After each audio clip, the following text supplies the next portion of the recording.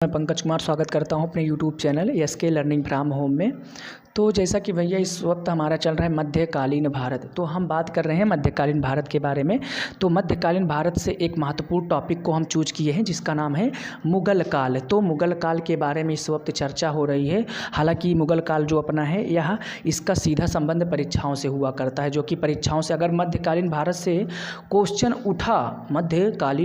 Question उठा तो 70%, मेरे कहने का मतलब 70% जो है क्वेश्चन उठने की संभावनाएं हुआ करती हैं मुग़ल काल से। तो उठने की संभावनाएं मुग़ल काल से हुआ करती हैं। तो मुग़ल काल से प्रश्न उठने की संभावना इसलिए होती हैं क्योंकि इसमें जो शासक थे ना बड़े फेमस हुआ करते थे। शासक जो थे बड़े फेमस थे, जैसे कि अपना अकबर था। बाबर ने जो है पानीपत के युद्ध के लिए जाना जाता है। पानीपत के युद्ध में मतलब इब्राहिम लोदी को हराकर मुग़ल वंश की स्थापना करता है। तो यहाँ से क्वेश्चन एक नॉर्मल क्वेश्चन बनता है ना कि मुग़ल वंश की स्थापना किसने की? बाबर ने की। फिर अपने अकबर भैया आते हैं जो कि उनकी तो छवि ही अलग है, वो तो अपने शासन व्यवस्था के लिए जाने जाते हैं, जो कि लमसम मुग़ल काल पर लगभग 50 वर्षों तक इन्होंने अकबर भैया ने अपने शासन किया। अकबर ने क्या किया? 50 वर्षों तक मुग़ल काल पर शासन किया। फिर बात करते हैं शाहजहाँ। तो शाहजहाँ की तो बात ही क्या है, जो कि बहुत बड़ा आशिक माना जाता है और बेमिसाल मतलब अपनी आशिकी का मिसाल छोड़ जाता है ताजमहल के रूप में, जिसको देखकर आज हम ताजमहल को देखकर हम इसको याद किया करते हैं। तो ऐसे ऐसे फेमस शासक हुआ करते थे जिनके बारे में हम चर्चा कर रहे हैं, और चर्चा शायद हो भी गई, पूरी चर्चा हो चुकी है। और आज अपना अंतिम शासक बचा है औरंगजेब। आज हम बात करेंगे औरंगजेब के बारे में। तो आइए हम बात करते हैं औरंगजेब के बारे में। तो क्या हुआ भैया, आज सबसे पहले तो इसके जन्म से संबंधित बातों को हम बताते हैं। तो इसका जन्म 24 अक्टूबर 1618 ईस्वी को हुआ था। औरंगजेब का जन्म 24 अक्टूबर 1618 ईस्वी को हुआ था। कहीं कहीं 3 नवंबर 1618 ईस्वी को माना जाता है। तो हमें यहाँ पर कन्फ्यूजन नहीं होना है, जो कि 70% जो है 24 अक्टूबर 1618 ईस्वी माना जाता है। हालांकि कई इतिहासकारों का काम क्या था यार, वो तो उल्टा सीधा अपने काम में लगा करते थे। कोई बात को उल्टी सीधी बातों को सेट किया करते थे। कभी सेट हो जाया करता था, कभी नहीं सेट हो जाया करता था। जब सेट हो जाया करता था तो वो सफल माने जाते थे। तो ऐसे इतिहासकार ने मत दिया है। तो जन्म इनका 24 अक्टूबर 1618 ईस्वी को हुआ था, और इनके पिता का नाम शाहजहाँ था। शाहजहाँ इनके पिता का नाम था। हालांकि हम सब जानते हैं ना, इसका पुत्र जो है था ये अपना औरंगजेब ही हुआ करता था शाहजहाँ का। तो शाहजहाँ लेकिन चाहता था कि हमारा पुत्र दारा शिकोह, जो कि काफ़ी विद्वान माना जाता था, तो ये शाहजहाँ का प्रिय पुत्र दारा शिकोह, ये शाहजहाँ अपने दारा शिकोह की हुई सोचता था कि हमारे मृत्यु के पश्चात यही राजभार संभाले। लेकिन ये औरंगजेब ऐसा होने नहीं देता है। अंततः जो भैया ये हत्या कर देता है दारा शिकोह की हत्या करके मुग़ल वंश पर स्वयं का शासन स्थापित कर लेता है। तो बात करते हैं पिता भैया शाहजहाँ, माता मुमताज़ महल थी। तो और बात करते हैं इनके गुरु के बारे में। तो गुरु इनके मीर मोहम्मद हकीम थे। गुरु इनके मीर मोहम्मद हकीम थे। और इनके राज्याभिषेक से प्रश्न आया करता है। तो इनका राज्याभिषेक, इसलिए इनके राज्याभिषेक से प्रश्न पूछा करता है क्योंकि इनका राज्याभिषेक 2 बार हुआ था। अपने औरंगजेब भैया का राज्याभिषेक 2 बार हुआ था। वो भैया एक बार 31 जुलाई 1658 ईस्वी को हुआ था, एक बार 31 जुलाई 1658 ईस्वी को हुआ था। हालांकि इस पहली बार जब इसने राज्याभिषेक किया तो जल्दबाजी में इसने 31 जुलाई 1658 ईस्वी को, हालांकि उसी वक्त उसको दारा शिकोह की हत्या किया था ना, तो जल्दबाजी में इन्होंने क्या किया, तो 1658 ईस्वी को राज्याभिषेक किया। तो और फिर उसके बाद जब जल्दबाजी में किया तो कुछ वर्षों पश्चात, 1 वर्ष या कुछ माह पश्चात ये क्या काम किया कि 5 जून 1659 ईस्वी को ये पूर्ण रूप से राज्याभिषेक करता है और यहाँ से अपने सफ़र जारी कर देता है। शासन का सफ़र यहाँ से 5 जून 1659 ईस्वी को जारी कर देता है। तो अब बातें हुई इनकी बेसिक से, जो कि कुछ बेसिक सी बातें थी, प्रारंभिक बातें थे। तो उम्मीद करते हैं इतनी बातें समझ में आई होंगी। जन्म 24 अक्टूबर 1618, पिता शाहजहां भैया, माता मुमताज़ महल, गुरु मीर मोहम्मद हकीम, राज्याभिषेक पहली बार 31 जुलाई 1658, फिर दूसरी बार 5 जून 1659 ईस्वी को हुआ था। अब हम बात करते हैं इनके प्रमुख विद्रोह के बारे में, बात होने वाली है यहाँ प्रमुख विद्रोह के बारे में। तो इन्होंने क्या किया भैया, पहला तो जाट विद्रोह जो कि बड़ा फेमस हुआ करता है, जाटों का विद्रोह। तो जाटों से इन्होंने विद्रोह किया 1686 ईस्वी में। तो इसमें क्या हुआ कि किसानों का नेतृत्व करता गोकुल तथा अंत में चूड़ामल एवं औरंगजेब के मध्य हुआ। जब इसमें ये जाटों का विद्रोह हुआ तो किसानों की तरफ से भैया अपने गोकुल थे और एक तरफ थे औरंगजेब, इनके बीच घमासान युद्ध हुआ। फिर उसके बाद जब अपने गोकुल भैया हार जाते हैं तो आया करते हैं ये चूड़ामल, जो कि फेमस हुआ करता है, पूछा भी जाता है चूड़ामल के बारे में, बहुत पूछा जाता है। तो हम कह सकते हैं कि जाटों का विद्रोह औरंगजेब एवं चूड़ामल के बीच हुआ था। लास्ट में चूड़ामल संहारा करता है। तो औरंगजेब का ये जाटों का विद्रोह जब हुआ था, एक तरफ औरंगजेब था, एक तरफ चूड़ामल था। तो ये तो इनके जाटों का विद्रोह हुआ। बात करते हैं सिख विद्रोह भाई। अब बात करते हैं सिख विद्रोह में। तो यहाँ से क्वेश्चन अच्छा पूछा करता है, यहाँ से क्वेश्चन अच्छा पूछा करता है, पूछा जा रहा है, पूछा जाता रहेगा और पूछा गया भी है, क्योंकि चलता फिरता ये अपना चलता फिरता क्वेश्चन है, ये अपना चलता फिरता क्वेश्चन है। आइए बातें करते हैं। तो सिख के 90वें गुरु तेग बहादुर की हत्या इस्लाम न कबूलने के कारण कर दिया गया। जो सिख के 90वें गुरु थे उनको भैया औरंगजेब ने बोला आप जो है इस्लाम धर्म को मान लीजिए और इस्लाम धर्म का प्रचार प्रसार कीजिए। लेकिन ये क्यों करे भैया, ये तो अपने सिख धर्म के थे ना, सिख के गुरु थे। तो इन्होंने मना कर दिया, बोला भैया हम ऐसा काम नहीं कर सकते, हम ना ही इस्लाम धर्म को मानेंगे ना ही इसका प्रचार प्रसार करेंगे। तो ये औरंगजेब क्या करता है, क्रोध में आकर इनकी हत्या करवा देता है। हत्या करने का कारण यही होता है कि इन्होंने तेग बहादुर ने भैया इस्लाम धर्म को कबूल नहीं किया था, इसलिए ये औरंगजेब अपना हत्या करवाता है इनकी। तो यहाँ से क्वेश्चन कई बार पूछा गया है कि सिखों के 90वें गुरु की हत्या किस शासक ने की थी। तो सिखों के 90वें गुरु की हत्या औरंगजेब ने की थी। अब बात हुआ जब यहाँ पर 90वें गुरु की हत्या हुई तो इनके 10वें गुरु, सिखों के 10वें गुरु आते हैं गुरु गोविंद सिंह। सिखों के 10वें गुरु आते हैं गुरु गोविंद सिंह। तो इनका भी हालांकि युद्ध होता है औरंगजेब से, लेकिन उतना नहीं चलता। तो ये तो सिखों के विद्रोह हुए। अब हम बात करते हैं राजपूत विद्रोह के बारे में। बात करते हैं भैया राजपूत विद्रोह के बारे में। तो राजपूत विद्रोह में एक तरफ राजपूत हुआ करते थे, एक तरफ औरंगजेब था। एक तरफ राजपूत और मराठा दोनों थे ना, पहले राजपूत आए फिर मराठा आए, फिर एक तरफ औरंगजेब की सेना हुआ करती थी। तो क्या हुआ, इस विद्रोह के परिणाम स्वरूप बाद में इसका रिजल्ट यह आता है कि इसमें एक संधि होती है। अब उस संधि का नाम है भैया पुरंदर की संधि। पुरंदर की संधि, जो कि पुरंदर की संधि का नाम सुनते ही हमें एक फेमस शासक के बारे में, हमें एक फेमस शासक का ख्याल आता है जिनका नाम है शिवाजी के बारे में ख्याल आता है पुरंदर की संधि से। तो पुरंदर की संधि क्या हुई, 22 जून 1665 ईस्वी को पुरंदर की संधि हो गई। तो इसमें एक तरफ शिवाजी थे, एक तरफ राजा जय सिंह, तो इन दोनों के मध्य पुरंदर की संधि हो गई। तो ये तो अपना राजपूत विद्रोह हुआ। अब बात करते हैं दक्षिण भारत विजय। ये दक्षिण भारत पर भी विजय किया, हालांकि उतने कई शासक थे जिन्होंने दक्षिण भारत पर मतलब आक्रमण नहीं किया, क्योंकि यहाँ पर शासन व्यवस्था, यहाँ पर जो शासक हुआ करते थे अच्छे शासक थे। तो ये जो है मुगल वंश के कई शासक यहाँ पर आक्रमण नहीं किए, लेकिन ये जो है दक्षिण भारत पर आक्रमण करता भी है और जीतता भी है। हालांकि जीतता तो है, लेकिन यहाँ से इसका मतलब ये दक्षिण भारत पर जब विजय करता है, यहाँ तो ये जैसे दिखाई दे रहा है ना, दक्षिण विजय को औरंगजेब का कब्रिस्तान सिद्ध माना जाता है।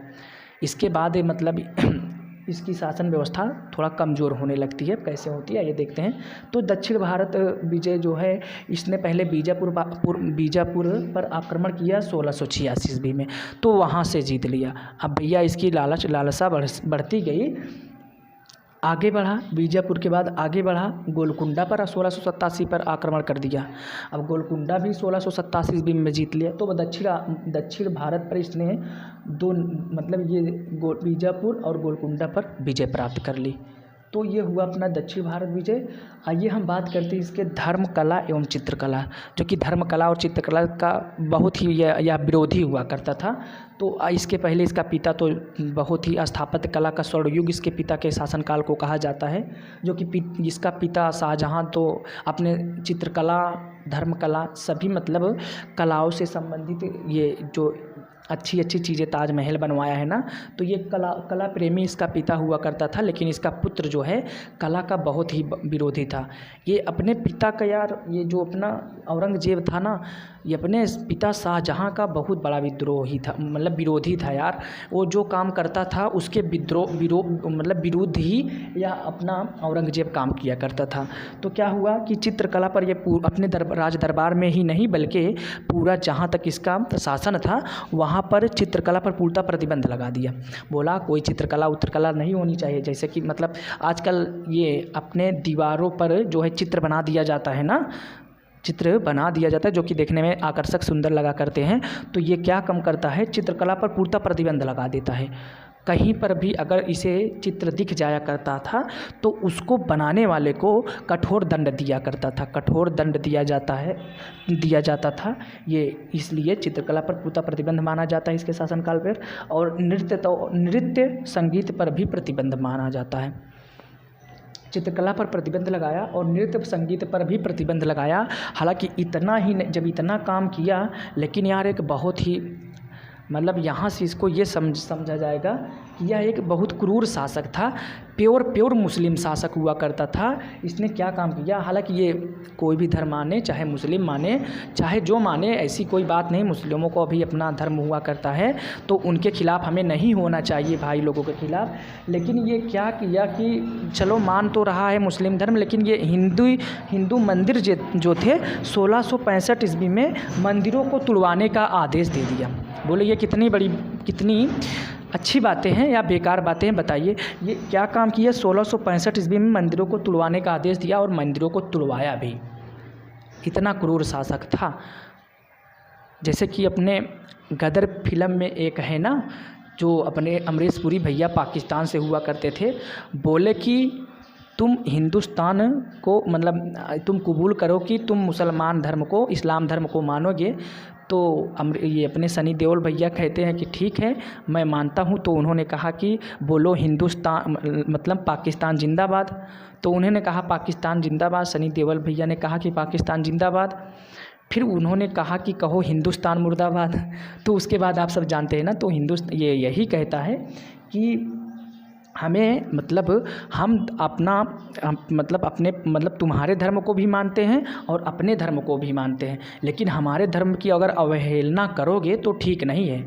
तो उसी प्रकार यार तुम मानते थे ठीक है, लेकिन ये मंदिर को तुड़वाना ये कोई बात है, बहुत बुरी बात है। तो इन्होंने क्या किया, 1665 ईस्वी में मंदिरों को तुड़वाने का आदेश दे दिया।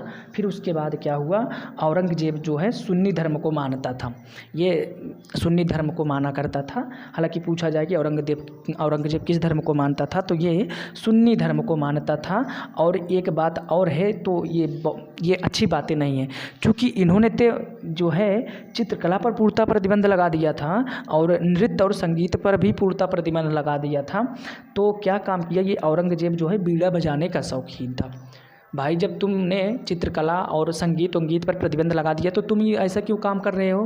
तो इसमें हाल यही हुई ना, तो राजा हम ही हैं, हम चाहे जो करें, तुमसे क्या मतलब। तो भाई शासक ये है ही, चाहे जो करे। तो ये लेकिन ऐसा करना नहीं चाहिए। तो ये क्या काम करता है, संगीत पर जब प्रतिबंध लगा देता है तो तुम ये बीड़ा क्यों बजाता है। तो ये भी तो संगीत के अंतर्गत आया करता है ना।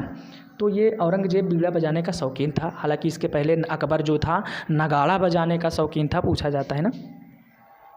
तो ये औरंगजेब बीड़ा बजाने का शौकीन था। औरंगजेब सुन्नी धर्म को मानता था और यह एक कट्टरपंथी मुस्लिम शासक था। यह एक कट्टरपंथी, हमने बताया ना, कट्टरपंथी मुस्लिम शासक था, प्योर मुस्लिम शासक था।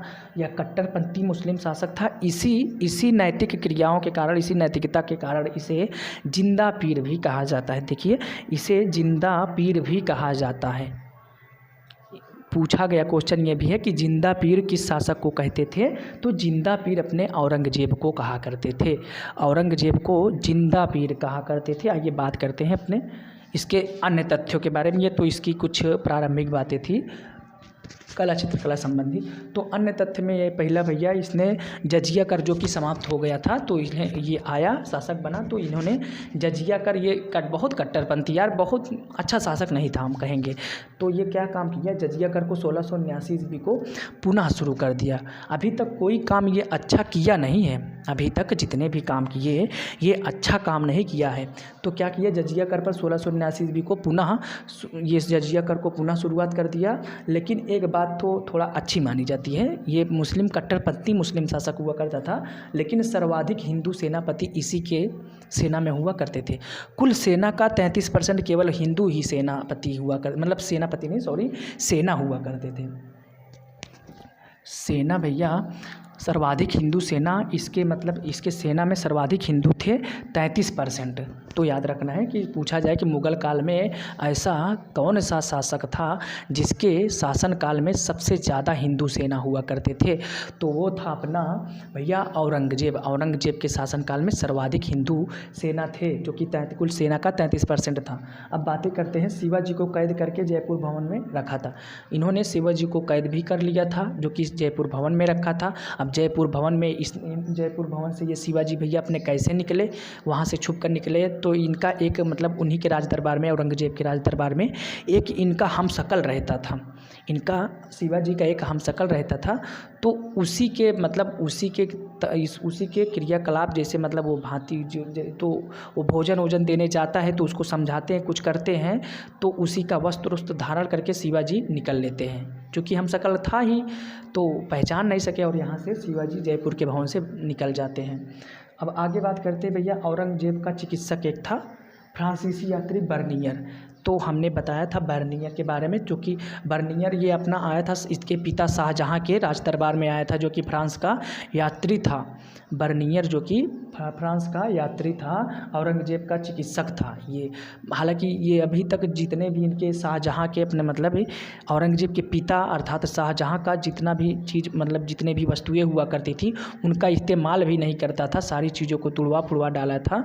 लेकिन अपनी ताजमहल ऐसा मत सोचिएगा, ताजमहल बची है तो उसका तो इस्तेमाल नहीं करता था, चूँकि अपने पिता का विरोधी था, ये पिता के विरुद्ध काम किया करता था। तो लेकिन ये अच्छी बात है कि औरंगजेब का चिकित्सक फ्रांसीसी यात्री बर्नियर था, जो कि शाहजहाँ के ही दरबार में आया था, याद रखना है। अब इतनी बातें थी औरंगजेब के बारे में। अब बात करते हैं इसके औरंगजेब के अंतिम समय में, अंतिम समय इसका कैसे बीता।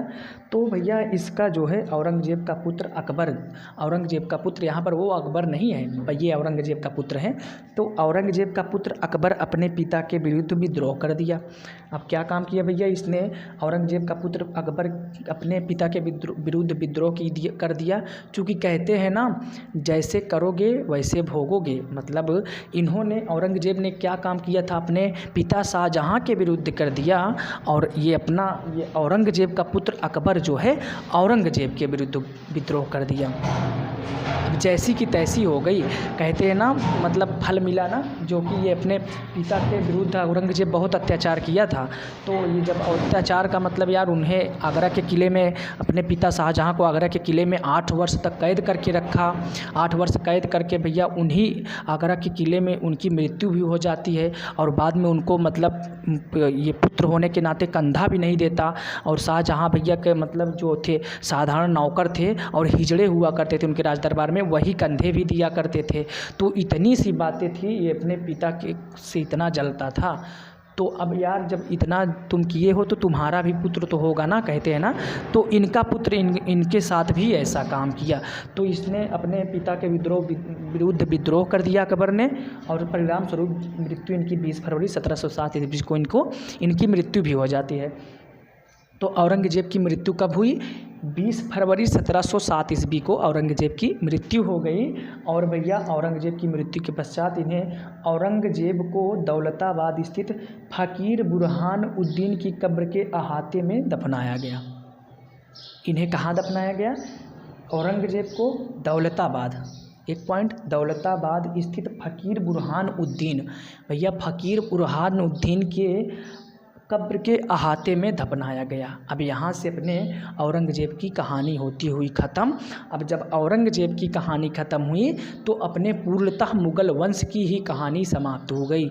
अब कोई योग्य शासक बचा नहीं था इस मुग़ल काल को चलाने के लिए। हालांकि अंतिम शासक था अपना औरंगज़ेब, जो कि इसके बाद अकबर जो इसका पुत्र था वो अयोग्य शासक था। अब यहाँ से समाप्त हो जाता है। अब यहाँ से उत्तर मुग़ल काल आ जाता है। तो हम अध्ययन करेंगे अब टॉपिक लेकर, नेक्स्ट टॉपिक अगले वीडियो में आएंगे। तो भैया तब तक के लिए नमस्कार। हालांकि मानते हैं कि ये समझ में आया होगा, तो उम्मीद इतनी है। तो दोस्तों राधे राधे। अब हम बात करते हैं नेक्स्ट वीडियो में।